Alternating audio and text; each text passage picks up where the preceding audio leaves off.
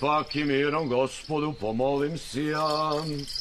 Još će molim si o upoklenju dušiju sopšego raba Božjego Živorada i oježe prostjaje mu svaku pregrešeniju.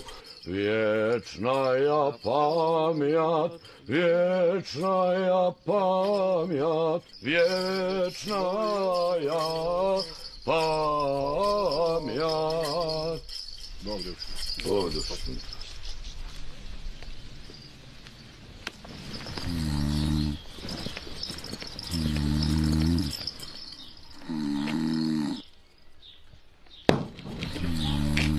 Ajde.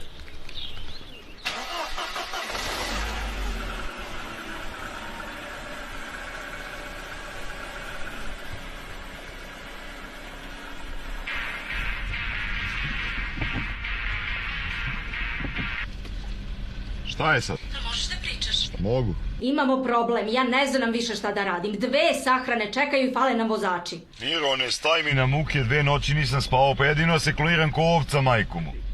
Koji si bre ti? Ko ti je sad to? A jedan bakac od 100 godina mislim i nju da ne vraćam kući. Ajde, zvaćete posle. Da spremam kovčeg? Čuješ bre šta te ja pitam, koji si bre ti? Taksi, baba, taksi. Kaki taksi? Pa poslednji, baba. Stani bre, hoću da izađem. Sad čekaj, molim te, groblje ti je tu blizu.